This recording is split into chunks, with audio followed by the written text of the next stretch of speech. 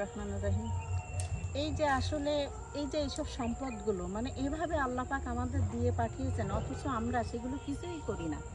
এটা আমার আসলে খুবই দুঃখ লাগে। কিন্তু কথা হচ্ছে যে আমরা যদি স্কুলের বাচ্চাদের নিয়ে, মাদ্রাসার বাচ্চাদের নিয়ে বা হচ্ছে আপনার মানে সবার সম্পৃক্ততায় যদি আমরা এগুলো একটা মানে গোছানো জিনিস করতে পারতাম, তাহলে অনেক ভালো হতো। বাচ্চারা সপ্তাহে একদিন তার গার্জেনদের নিয়ে এসে এখানে যদি মানে সবাই এসে মানে এক একটা বাচ্চারা গাছ লাগাবে, বা হচ্ছে মাছের চাষগুলো দেখবে, মাছ চাষ করবে, দেখবে। সপ্তাহে একদিন যদি বাচ্চারা এগুলো করে, ওদের মন অনেক প্রফুল্ল হবে। কারণ তারা প্রাকৃতিক থেকে অনেক দূরে সরে রয়েছে।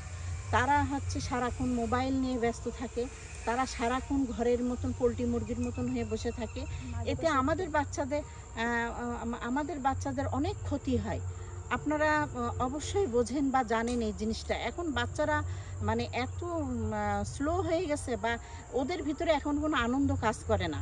আমরা গার্জিয়ানরা যদি সবাই মিলে বাচ্চাদের এগুলো উৎসাহ দিই, যেগুলো তো আমাদেরই সম্পদ, তোমরা এগুলো সুন্দর করো, কিভাবে সুন্দর করতে পারো সেভাবে সুন্দর করো, তবে আমার মনে হয় জিনিসটা অনেক ভালো হতো।